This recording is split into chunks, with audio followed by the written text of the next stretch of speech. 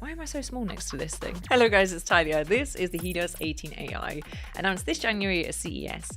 And it is always an exciting time when the OG Helioses get a refresh, because you just know you're about to see the most insane creation that somehow made it out of the product team's collective lucid dream and into a reality. These are the craziest specs we could see in a laptop, with a mobile 5090 GPU, the iconic hot-swappable mechanical keys, a dual mode screen, more on that in a second, and a mind-melting amount of memory, 192 gigabytes. Gamers only want one thing and it's disgusting.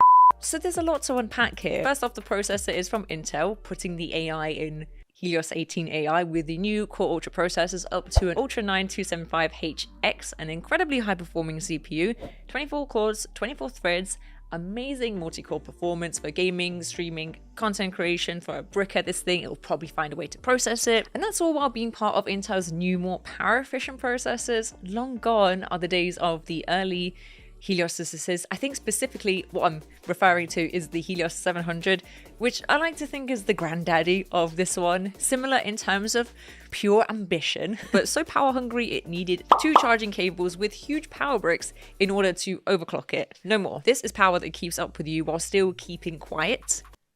Cool. Weird, right? With the chip having a separate unit on its architecture for AI related tasks. And this will be mighty helpful when paired with NVIDIA's Blackwell series cards, and yes, up to a 5090. I'm not going to get bored of saying that. Of course, we'll see a performance boost from last gen in terms of native gaming, but the biggest performance leap is going to be seen with the AI enhancements with DLSS 4.0, and specifically the new multi-frame generation. DLSS 4 is available for all NVIDIA cards. However, some of the features are reserved for the newer gen cards, and it's only the 50 series that has this multi-frame generation. Sorry. Whereas in the last gen, or I guess a few years ago, we had normal frame generation, giving an additional frame per rendered frame. Now you can times that by 3, 4 even, which means playing anything graphically intensive with ray tracing on and getting around 150 frames per second is the new normal. Welcome. I never thought we'd see the day. But now we have to talk about the elephant in the room. I'm scared! The Helios 18 AI can be configured with up to 192 gigabytes of DDR5 RAM. Just an insane amount. Please, I beg, someone at home, when they have this thing, try editing a 4K video while also rendering something on Blender and having like a million Chrome tabs open just to see. Just because you can. Will it even touch the sides? No, I don't think so. It's future-proof, okay? Those much smarter than myself working with virtual machines, simulations, you'll definitely take a chunk out of it. And this is paired with up to 6 terabytes of SSD storage, enough to download your whole games library. I'm joking, I cannot guarantee that. I've seen some of your games libraries, but it is definitely enough to download Arc like 20 times.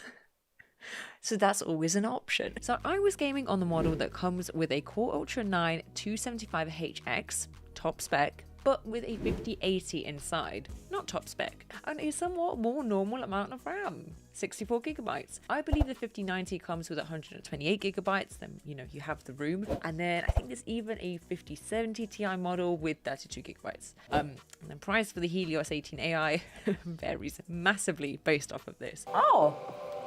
SD card reader, hell yeah. Full size SD card reader, that's what I like to see. Oh, there's also a 16-inch version of the Helios AI, if that's something you'd be interested in too.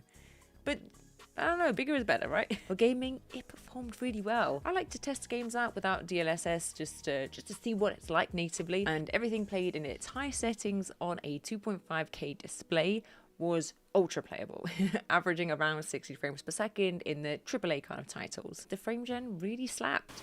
Now 230 frames per second. Oh, that's so funny. Definitely helped out in games like Black Myth, which is, graphically demanding, but also pretty action heavy. Yeah, that's fairly visible. Listen, I can't be doing this like, oh, decrease the pattern. I have astigmatism, okay? And I don't see well in the dark. It means your eyes are like flatter in the middle. Specifically how the optician told me. He said, you have rugby ball eyes. I've never heard something so beautiful in my life. Fans do kick up a little bit of noise, but you would definitely not be able to hear this with a headset on. And this was the temperature after an hour of gaming.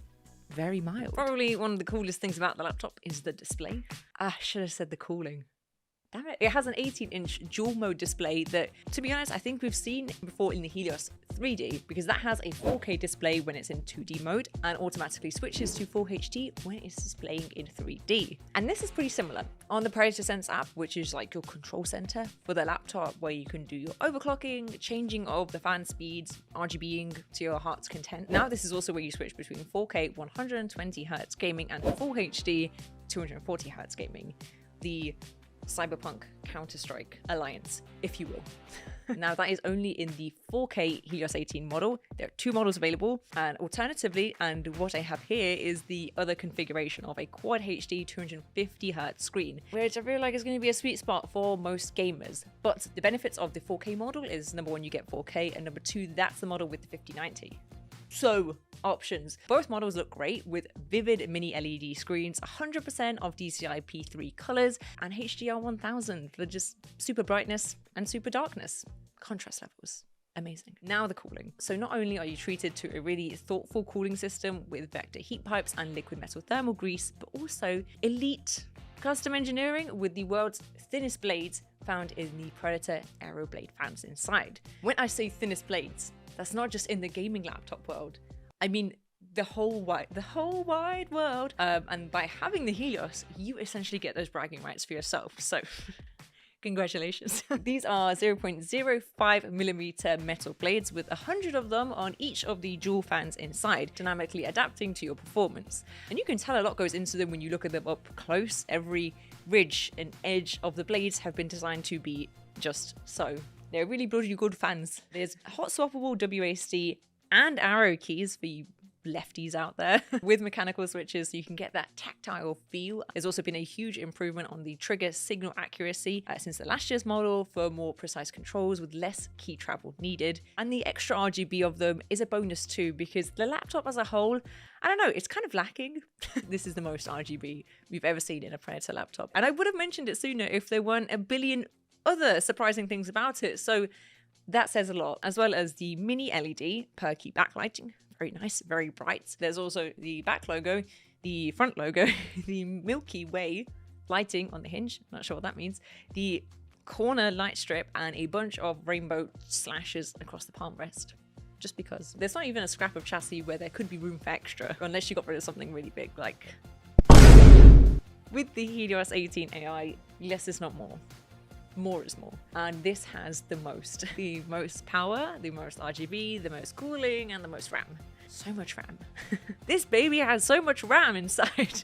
Slaps roof of Helios. Overkill has never looked so good. Let me know what you think about the Helios 18 AI down below, and I'll see you next time. Bye guys.